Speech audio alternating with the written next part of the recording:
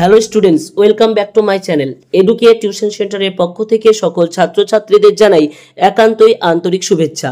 আজ ভিডিওতে আলোচনা করব মাধ্যমিকের বাংলা বইয়ের কবিতা, প্রবন্ধ, নাটক এবং কোনি উপন্যাস থেকে যে সমস্ত প্রশ্নগুলো এই বছরের টেস্ট পরীক্ষা এমনকি ফাইনাল পরীক্ষার জন্য খুবই গুরুত্বপূর্ণ তার সাজেশন নিয়ে। সো ভিডিওটি তোমাদের জন্য খুবই গুরুত্বপূর্ণ হতে চলেছে, তাই ভিডিওটিকে স্কিপ না করে প্রথম থেকে শেষ পর্যন্ত দেখতে থাকো। চলে যাচ্ছি মূল আলোচনায়। প্রথমেই আসছি পাবলো নেরুদা রচিত অসুখী একজন কবিতায়। তো এই অধ্যায় থেকে 3 নম্বরের গুরুত্বপূর্ণ প্রশ্নগুলি হলো: 1 নম্বর, আর সেই মেয়েটি আমার অপেক্ষায়, মেয়েটি কেন অপেক্ষায় ছিল, তার অপেক্ষার পরিণতি কি হয়েছিল। 2 নম্বর প্রশ্ন, সব চূর্ণ হয়ে গেল, জ্বলে গেল আগুনে। এখানে সব বলতে কি বোঝানো হয়েছে, এই পরিণতির কারণ কি। বৃষ্টিতে ধুয়ে দিল আমার পায়ের দাগ, এই পঙ্ক্তিটির তাৎপর্য বিশ্লেষণ করো। 4 নম্বর প্রশ্ন, একটা কুকুর চলে গেল, হেঁটে গেল গির্জার এক নান। এই দুটি চরিত্রের উল্লেখের মাধ্যমে কবি কি বোঝাতে চেয়েছেন। 5 নম্বর প্রশ্ন, কে জানতো আমার কথা, বক্তার এই উক্তির কারণ কি। চলে যাব এই অধ্যায়ের 5 নম্বরের গুরুত্বপূর্ণ প্রশ্নাবলীতে। 1 নম্বর, অসুখী একজন কবিতায় যে যুদ্ধ বিরোধী মনোভাব ফুটে উঠেছে তা আলোচনা করো। 2 নম্বর, যেখানে ছিল শহর সেখানে ছড়িয়ে রইল কাঠকয়লা। এই মন্তব্যের প্রেক্ষিতে যুদ্ধের ভয়াবহতা ও ধ্বংসলীলার চিত্রটি নিজের ভাষায় বর্ণনা করো। 3 নম্বর, অসুখী একজন কবিতার নামকরণের সার্থকতা বিচার করো। 4 নম্বর, আমি চলে গেলাম, আর একটা বছর কেটে গেল। কথকের এই যাত্রাপথে যে সময়কাল ও পট পরিবর্তন কবিতায় লক্ষ্য করা যায় তা বিশদভাবে ব্যাখ্যা করো। 5 নম্বর প্রশ্ন, অসুখী একজন কবিতায় কবির স্মৃতি ও স্বপ্নের জগতের সঙ্গে বাস্তব বা ধ্বংসের জগতের যে বৈপরীত্য ফুটে উঠেছে তা আলোচনা করো। তো এই প্রশ্নগুলো তৈরি করলে তুমি অসুখী একজন কবিতা থেকে যে কোনো 3 বা 5 নম্বরের প্রশ্নের উত্তর। চলে যাব পরের কবিতা, শঙ্খ ঘোষ রচিত আয় আরো বেঁধে বেঁধে থাকি থেকে। তো এই অধ্যায় থেকে যে সমস্ত প্রশ্নগুলো 3 নম্বরের জন্য ইম্পর্টেন্ট সেগুলো একবার চোখ বুলিয়ে নাও। 1 নম্বর, আমাদের পথ নেই কোনো, কেন কবি এ কথা বলেছেন, এর মাধ্যমে কিসের ইঙ্গিত দেওয়া হয়েছে। 2 নম্বর প্রশ্ন, আমাদের ঘর গেছে উড়ে, এখানে ঘর বলতে কবি কি বুঝিয়েছেন, এই উড়ে যাওয়ার কারণ কি। 3 নম্বর প্রশ্ন, আমাদের শিশুদের সব ছড়ানো রয়েছে কাছে দূরে, পংক্তিটির মর্মান্তিক তাৎপর্য বিশ্লেষণ করো। 4 নম্বর প্রশ্ন, আমরা ভিখারি 12 মাস, এই মন্তব্যের মধ্যে দিয়ে কবি সমাজের কোন চিত্র তুলে ধরেছেন। 5 নম্বর প্রশ্ন, আমাদের মাথায় বোমারু, পায়ে পায়ে হিমানির বাদ, এই প্রতিকূলতাগুলি কিভাবে সাধারণ মানুষের জীবনকে প্রভাবিত করেছে। চলে যাব এই অধ্যায়ের 5 নম্বরের প্রশ্নগুলিতে। 1 নম্বর প্রশ্ন, আয় আরো বেঁধে বেঁধে থাকি কবিতায় শঙ্খ ঘোষ যে সমকালীন জীবন যন্ত্রণা ও আশাহীনতার ছবি তুলে ধরেছেন তা আলোচনা করো। 2 নম্বর প্রশ্ন, আমাদের ডান পাশে ধস, আমাদের বায়ে গিরিখাত, এই পংক্তি দুটির তাৎপর্য বিশ্লেষণ করে কেন কবি বেঁধে বেঁধে থাকার আহ্বান জানিয়েছেন তা লেখো। 3 নম্বর প্রশ্ন, আয় আরো বেঁধে বেঁধে থাকি কবিতার নামকরণের সার্থকতা বিচার করো। 4 নম্বর, আমরা কজন আর আমরা ভিজেছি ইতিহাসের বালিতে, কবির এই বক্তব্যের সূত্র ধরে ইতিহাসের এক পেশেমি ও উপেক্ষিত সাধারণ মানুষের কথা আলোচনা করো। 5 নম্বর প্রশ্ন, কবিতাটিতে কবি কিভাবে বর্তমানের নিরাশা ও অনিশ্চয়তার মধ্যে এক সংহতির বার্তা বা বাঁচার পথ খুঁজেছেন তা আলোচনা করো। তো এই প্রশ্নগুলি তৈরি করলে তুমি এই কবিতা থেকে যে কোনো 3 বা 5 নম্বরের প্রশ্নের উত্তর দেওয়ার জন্য প্রস্তুত থাকবে। চলে যাব পরের কবিতা, রবীন্দ্রনাথ ঠাকুর রচিত আফ্রিকাতে। তো এই অধ্যায় থেকে 3 নম্বরের গুরুত্বপূর্ণ প্রশ্নগুলোর দিকে একটু নজর দাও। 1 নম্বর, হায় ছায়াবৃতা, ছায়াবৃতা কাকে বলা হয়েছে, কবি কেন তাকে ছায়াবৃতা বলে সম্বোধন করেছেন। 2 নম্বর প্রশ্ন, এলো মানুষ ধরার দল, গর্বে যারা অন্ধ তোমার সূর্যহারা অরণ্যের চেয়ে, মানুষ ধরার দল বলতে কাদের বোঝানো হয়েছে, তাদের চারিত্রিক বৈশিষ্ট্য কি ছিল। 3 নম্বর প্রশ্ন, চিরচিহ্ন দিয়ে গেল তোমার অপমানিত ইতিহাসে, কিভাবে আফ্রিকায় চিরচিহ্ন মুদ্রিত হয়েছিল, এর তাৎপর্য কি। চলে যাব পরের প্রশ্ন, সমুদ্রের বাহু প্রাচী ধরিত্রের বুক থেকে তোমাকে ছিনিয়ে নিয়ে গেল, এই পংক্তিটির মাধ্যমে আফ্রিকা মহাদেশের জন্ম সম্পর্কে কি ধারণা দেওয়া হয়েছে। 5 নম্বর প্রশ্ন, দাঁড়াও এই মানহারা মানবীর দ্বারে, মানহারা মানবীকে কবি তাকে কেন মানহারা বলেছেন। চলে যাব এই অধ্যায়ের 5 নম্বরের প্রশ্নগুলিতে। 1 নম্বর প্রশ্ন, আফ্রিকা কবিতায় রবীন্দ্রনাথ ঠাকুর কিভাবে ঔপনিবেশিক শোষণ ও অত্যাচারের বিরুদ্ধে প্রতিবাদ জানিয়েছেন তা আলোচনা করো। 2 নম্বর প্রশ্ন, নগ্ন করলো আপনার নির্লজ্জ অমানুষতা, কার অমানুষতার কথা বলা হয়েছে? এই অমানুষতার প্রকাশ কিভাবে ঘটেছিল? কবিতা অবলম্বনে লেখো। 3 নম্বর প্রশ্ন, আফ্রিকা কবিতায় আফ্রিকার জন্ম থেকে তার দুর্গতি এবং শেষ পর্যন্ত কবির আহ্বান, এই 3টি পর্বের বর্ণনা দাও। 4 নম্বর, এসো যুগান্তরের কবি। যুগান্তরের কবি বলতে কবি কাকে আহ্বান করেছেন? কেন তিনি এই আহ্বান জানিয়েছেন? 5 নম্বর প্রশ্ন, আফ্রিকা কবিতাটির মধ্যে নিহিত বিশ্বপ্রেম এবং মানবিকতার বার্তাটি আলোচনা করো। তো আমার দেওয়া এই প্রশ্নগুলি তোমাকে কবিতাটির গভীরে প্রবেশ করতে এবং পরীক্ষায় সঠিকভাবে উত্তর লিখতে সাহায্য করবে, তাই এই প্রশ্নগুলোকে ভালো করে তোমরা রেডি করে রাখবে। চলে যাব পরের কবিতা, মাইকেল মধুসূদন দত্ত রচিত অভিষেক কবিতায়। তো এই অধ্যায় থেকে 3 নম্বরের গুরুত্বপূর্ণ প্রশ্নগুলি হলো, 1 নম্বর, কি হেতু মাতো গতিতব আজি এ ভবনে? বক্তা কাকে মাতো বলে সম্বোধন করেছেন? তিনি তার আগমনের কারণ জানতে চাইলেন কেন? 2 নম্বর, হাই পুত্র কি আর কহিব কনক লঙ্কার দশা? বক্তা কে? কনক লঙ্কার দশা বলতে তিনি কি বোঝাতে চেয়েছেন? 3 নম্বর, ছিরিলা কুসুম দাম রোষে মহাবলী। মহাবলী কে? তিনি কেন এমন রোষ প্রকাশ করেছিলেন? 4 নম্বর প্রশ্ন, তব স্বরে মরিয়া বাঁচিল। কার স্বরের কথা বলা হয়েছে? কার মরেও বেঁচে ওঠার কথা বলা হয়েছে? এর মাধ্যমে বক্তা কি বলতে চেয়েছেন? 5 নম্বর প্রশ্ন, এ কলঙ্ক পিত ঘুষিবে জগতে। কোন ঘটনা ঘটলে এমন কলঙ্ক ঘটবে বলে বক্তা মনে করেছেন? চলে যাব এই অধ্যায়ের 5 নম্বরের গুরুত্বপূর্ণ প্রশ্নগুলিতে, তো তোমরা একবার দেখে নাও। 1 নম্বর প্রশ্ন, অভিষেক কাব্যাংশে ইন্দ্রজিতের চরিত্র কিভাবে মহৎ ও বীরত্ব ব্যঞ্জক হয়ে উঠেছে আলোচনা করো। 2 নম্বর, সাজিলা রথীন্দ্র সর্ব বীর আভরণে। রথীন্দ্র সর্বকে তার সাজসজ্জার বর্ণনা দাও এবং এর মাধ্যমে তার মানসিকতার কোন দিকটি প্রকাশ পেয়েছে। 3 নম্বর প্রশ্ন, অভিষেক কবিতায় রাবণের শোকার্ত মানসিকতা এবং ইন্দ্রজিতের প্রতি তার স্নেহের যে প্রকাশ ঘটেছে তার নিজের ভাষায় লেখো। 4 নম্বর, নাহি চাহে প্রাণ মম পাঠাইতে তোমা বারংবার। বক্তা কে? তার এমন উক্তির কারণ কি? এই উক্তি ইন্দ্রজিতের মনে কি প্রভাব ফেলেছিল? 5 নম্বর প্রশ্ন, অভিষেক কবিতায় নাট্যগুণ ও ট্র্যাজেডির যে আভাস ফুটে উঠেছে তা আলোচনা করো। তো এই প্রশ্নগুলি তৈরি করলে তুমি অভিষেক কবিতা থেকে যে কোনো 3 বা 5 নম্বরের প্রশ্নের উত্তর দেওয়ার জন্য সম্পূর্ণরূপে প্রস্তুত থাকবে। চলে যাব পরের কবিতা, কাজী নজরুল ইসলাম রচিত প্রলয় অলস থেকে। তো এই অধ্যায় থেকে 3 নম্বরের গুরুত্বপূর্ণ প্রশ্নগুলো একবার দেখে নেবে তোমরা। 1 নম্বর, তোরা সব জয়ধ্বনি কর। কবি কাদের জয়ধ্বনি করতে বলেছেন এবং কেন? 2 নম্বর প্রশ্ন, ভেঙে আবার গড়তে জানে সে চির সুন্দর। সে বলতে কাকে বোঝানো হয়েছে? এই মন্তব্যের তাৎপর্য ব্যাখ্যা করো। 3 নম্বর প্রশ্ন, আসছে এবার অনাগত প্রলয় নেশার নিত্য পাগল। প্রলয় নেশা বলতে কবি কি বুঝিয়েছেন? তার আগমনকে কেন নিত্য পাগল বলা হয়েছে? 4 নম্বর প্রশ্ন, মহাকালের চণ্ডরূপে ধূমকেতু আর উল্কার রূপে মহাকালের চণ্ডরূপ কিভাবে প্রকাশিত হয়েছে? 5 নম্বর প্রশ্ন, আসছে ভয়ঙ্করেরও সুন্দর। এই আপাত বিরোধী মন্তব্যের অন্তর্নিহিত অর্থ কি? চলে যাব এই অধ্যায়ের 5 নম্বরের গুরুত্বপূর্ণ প্রশ্নগুলোতে। 1 নম্বর প্রশ্ন, প্রলয় অলস কবিতায় কবি কাজী নজরুল ইসলাম যে যুগান্তকারী প্রলয়ের বার্তা দিয়েছেন তার স্বরূপ আলোচনা করো।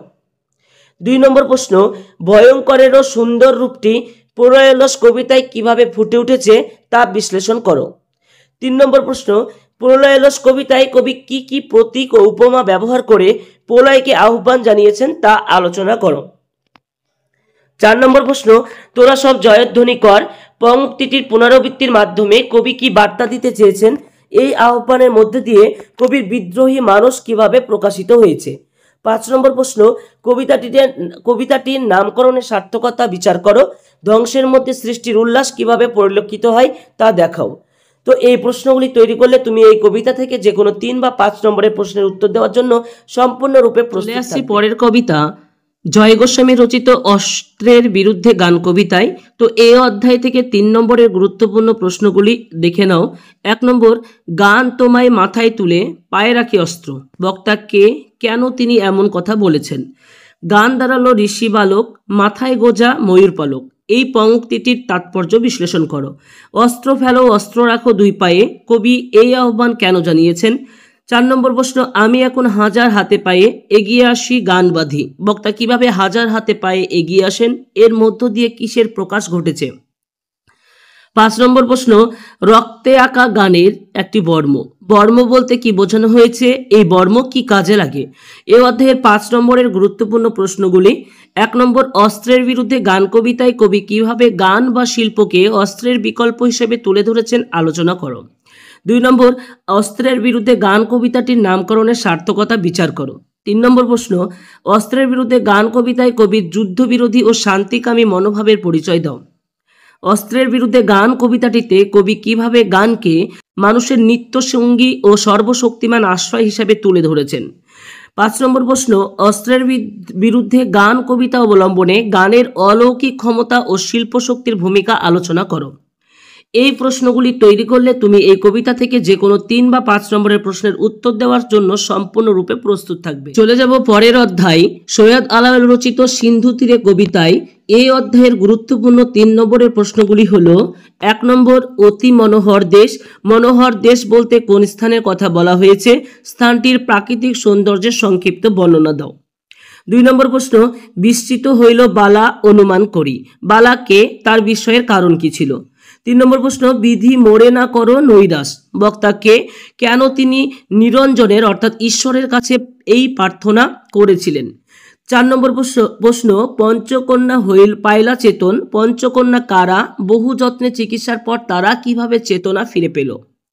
5 নম্বর প্রশ্ন, সত্য ধর্ম সদাচার সেথাই সবাকার। কোন দেশের মানুষের ধর্ম ও সদাচারের কথা বলা হয়েছে? এই মন্তব্যের তাৎপর্য কি? চলে যাব এই অধ্যায়ের 5 নম্বরের গুরুত্বপূর্ণ প্রশ্নগুলিতে। 1 নম্বর প্রশ্ন, সিন্ধু তীরে কবিতার অবলম্বনে সমুদ্রকন্যা পদ্মার চরিত্রটি বিশ্লেষণ করো। 2 নম্বর প্রশ্ন, তথাপি কহিল বালা, এ ভেলা কেমনে বাঁধিলা আচম্বিতে। বালার এই মন্তব্যের প্রেক্ষিতে পদ্মাবতীর সিন্ধু তীরে পৌঁছানোর আকস্মিক ঘটনার বর্ণনা দাও। 3 নম্বর প্রশ্ন, সিন্ধু তীরে কবিতায় বর্ণিত প্রাকৃতিক পরিবেশ ও মানবিকতার সংমিশ্রণ আলোচনা করো। 4 নম্বর প্রশ্ন, সখীগণে লয়ে তবে যুক্তি করি সব। সখীগণকে নিয়ে পদ্মার এই যুক্তি করার উদ্দেশ্য কি ছিল? এরপর তারা কি ব্যবস্থা নিয়েছিল? 5 নম্বর প্রশ্ন, সিন্ধু তীরে কবিতার নামকরণের সার্থকতা বিচার করো। এই প্রশ্নগুলি তৈরি করলে তুমি সিন্ধু তীরে কবিতা থেকে যে কোনো 3 বা 5 নম্বরের প্রশ্নের উত্তর দেওয়ার জন্য প্রস্তুত থাকবে। এই ছিল তোমাদের কবিতার সাজেশন। এবার চলে যাব প্রবন্ধতে। মাধ্যমিকের বাংলা বই 2টো প্রবন্ধ রয়েছে, তার মধ্যে যে কোনো একটি প্রবন্ধ তোমাদেরকে ভালো করে তৈরি করতে হবে। আমি 2টো প্রবন্ধেরই সাজেশন দিয়ে দিচ্ছি, তোমরা চাইলে যে কোনো একটি প্রবন্ধ ভালো করে পড়ে নিতে পারো। আমি প্রথমেই চলে আসছি নিখিল সরকার রচিত হারিয়ে যাওয়া কালিকলম প্রবন্ধে। তো এখান থেকে 5 নম্বরের প্রশ্ন আসবে। তো এখানটায় আমার টাইপিং মিস্টেকের কারণে 3 নম্বরের প্রশ্ন লেখা হয়ে গেছে, তোমরা এগুলোকে 5 নম্বর আকারেই পড়বে। প্রথম প্রশ্ন, আমরা কজন আর কতজনই বা ফাউন্টেন পেনের কথা জানি? লেখক কেন এই কথা বলেছেন? কালে কালে এই কলমের চেহারাও বদলেছে, লেখকের মতে কলমের সেই বদলের সংক্ষিপ্ত পরিচয় দাও। 3 নম্বর কোশ্চেন, একসময় দেখা যায় তাদেরও নেশা কেটে গেছে। কাদের নেশা কেটে যাওয়ার কথা বলা হয়েছে? নেশা কাটার ফল কি হয়েছিল? 4 নম্বর, আশ্চর্য সবই আজ আছে, শুধু নেই সেই লাউডগা। লাউডগা কিসের প্রতীক? কেন আজ তার অভাব অনুভূত হচ্ছে? 5 নম্বর প্রশ্ন, কালি কলম মন লেখে 3 জন। উদ্ধৃতিটির নিহিতার্থ বা তাৎপর্য ব্যাখ্যা করো। চলে যাব এই অধ্যায়ের 5 নম্বরের গুরুত্বপূর্ণ প্রশ্নগুলিতে, আরো কয়েকটি দিয়ে রাখলাম। হারিয়ে যাওয়া কালি কলম প্রবন্ধ অবলম্বনে লেখকের নিজের হাতে তৈরি কালি তৈরি পদ্ধতিটি বর্ণনা করো। ফাউন্টেন পেনের আগমন ও তার হারিয়ে যাওয়ার সংক্ষিপ্ত ইতিহাস। হারিয়ে যাওয়া কালি কলম প্রবন্ধ অবলম্বনে আলোচনা করো। হারিয়ে যাওয়া কালি কলম প্রবন্ধে লেখক যে নস্টালজিয়া বা অতীত বিলাস প্রকাশ করেছেন তা নিজের ভাষায় লেখো। 4 নম্বর প্রশ্ন, লেখক কিভাবে কলমকে কেন্দ্র করে পাশ্চাত্য সাহিত্য ও ইতিহাসের নানান তথ্য তুলে ধরেছেন তা প্রবন্ধে আলোচনা করো। 5 নম্বর প্রশ্ন, হারিয়ে যাওয়া কালিকলম প্রবন্ধটির নামকরণ কতখানি সার্থক হয়েছে তা আলোচনা করো। তো এই প্রশ্নগুলি প্রস্তুত করলে তুমি এই প্রবন্ধ থেকে যে কোনো 3 বা 5 নম্বরের প্রশ্নের উত্তর দেওয়ার জন্য তৈরি থাকবে। চলে যাব রাজশেখর বসু রচিত পরের প্রবন্ধ বাংলা ভাষায় বিজ্ঞান। তো এই অধ্যায় থেকে গুরুত্বপূর্ণ 3 নম্বরের প্রশ্নগুলি হলো, এই দোষ থেকে মুক্ত না হলে বাংলা ভাষায় বিজ্ঞান লেখা সুসাধ্য হবে না। কোন দোষের কথা বলা হয়েছে? পাশ্চাত্য দেশে জ্ঞানচর্চার 2টি ধারা একসময় মিশে গেছে, ধারা 2টির পরিচয় দাও, এর ফলে কি সুবিধা হয়েছিল? আমাদের দেশে এই দুই দলই লেখকেরাও প্রায় একই ভুল করে থাকেন। দুই দল লেখক বলতে কাদের বোঝানো হয়েছে, তারা কি ভুল করেন? বাংলা ভাষায় বিজ্ঞান চর্চার প্রধান বাধা পারিভাষিক শব্দের অভাব। এই মন্তব্যের প্রেক্ষিতে লেখকের বক্তব্য সংক্ষেপে আলোচনা করো। অনেক লেখক তাদের বক্তব্যকে সহজ করে তোলার জন্য ইংরেজি নাম ব্যবহার করেন। লেখকেরা এমন কেন করেন, এর ফল কি হয়? চলে যাব এই অধ্যায়ের 5 নম্বরের গুরুত্বপূর্ণ প্রশ্নগুলিতে। 1 নম্বর, বাংলা ভাষায় বিজ্ঞান চর্চার ক্ষেত্রে লেখক রাজশেখর বসু যে সমস্ত সমস্যাগুলির কথা বলেছেন সেগুলি বিস্তারিতভাবে আলোচনা করো। 2 নম্বর, বাংলা ভাষায় বিজ্ঞান লেখা এখন সুসাধ্য না হওয়ার কারণ সম্পর্কে রাজশেখর বসুর মতামত আলোচনা করো। 3 নম্বর, সাধারণ মানুষ এবং বিজ্ঞান লেখকের ভূমিকা প্রসঙ্গে প্রাবন্ধিক যে সমস্ত বক্তব্য রেখেছেন তা আলোচনা করো। 4 নম্বর প্রশ্ন, প্রাবন্ধিক রাজশেখর বসু কিভাবে বিজ্ঞান বিষয়ক রচনা শৈলী কেমন হওয়া উচিত বলে মনে করেছেন তা আলোচনা করো। 5 নম্বর প্রশ্ন, বাংলা ভাষায় বিজ্ঞান প্রবন্ধের নামকরণের সার্থকতা বিচার করো। তো এই প্রশ্নগুলি প্রস্তুত করলে তুমি এই প্রবন্ধ থেকে যে কোনো 3 বা 5 নম্বরের প্রশ্নের উত্তর দেওয়ার জন্য তৈরি থাকবে। চলে যাব এবার বাংলার নাটক বিষয়ে। তো তোমাদের নাটক একটাই রয়েছে, শচীন্দ্রনাথ সেনগুপ্ত রচিত সিরাজদৌল্লা নাটক। তো এই নাটক থেকে যে সমস্ত প্রশ্নগুলো 5 নম্বরের জন্য খুবই গুরুত্বপূর্ণ সেগুলো নিয়ে আলোচনা করব। তো প্রথম কোশ্চেন, আজ বিচারের দিন নয় সৌহার্দ্য স্থাপনের দিন, বক্তাকে তিনি কেন এমন কথা বলেছেন? 2 নম্বর প্রশ্ন, আমার এই অক্ষমতার জন্য তোমরা আমাকে ক্ষমা করো, বক্তা কাদের কাছে অক্ষমতা প্রকাশ করেছেন, তার এই অক্ষমতার কারণ কি? 3 নম্বর প্রশ্ন, কিন্তু ভদ্রতার অযোগ্য তোমরা, বক্তা কাদের ভদ্রতার অযোগ্য বলেছেন, কেন বলেছেন? 4 নম্বর প্রশ্ন, কে জানতো আমার এই নবপ্রতিষ্ঠিত রাজত্বে এমন বিশ্বাসঘাতক লুকিয়ে আছে, বক্তা কে, তিনি কাদের বিশ্বাসঘাতকতার ইঙ্গিত করেছেন? 5 নম্বর প্রশ্ন, বাংলা শুধু হিন্দুর নয়, বাংলা শুধু মুসলমানের নয়, মিলিত হিন্দু মুসলমানের মাতৃভূমি গুলবাগ এই বাংলা, বক্তা কে, তার এই মন্তব্যের তাৎপর্য কি? পরের প্রশ্ন, সিরাজদৌল্লা নাট্যাংশ অবলম্বনে সিরাজদৌল্লা চরিত্রটির বিভিন্ন দিক আলোচনা করো। 7 নম্বর প্রশ্ন, সিরাজদৌল্লা নাটকের মধ্যে লেখকের দেশপ্রেম ও ঐক্য চেতনা কিভাবে ফুটে উঠেছে তা বিশ্লেষণ করো। 8 নম্বর প্রশ্ন, ঘসিটি বেগমের সঙ্গে সিরাজের সম্পর্কের টানাপোড়েন এবং ঘসিটির মানসিকতা নাটকের কোন অংশে প্রকাশ পেয়েছে তা আলোচনা করো। চলে যাব এই অধ্যায়ের পরের প্রশ্ন, তোমাদের স্পর্ধা আজ আমার সহ্য সীমা ছাড়িয়ে গেছে, বক্তা কে, কাদের স্পর্ধার কথা বলা হয়েছে, এই স্পর্ধার পরিণাম কি হয়েছিল?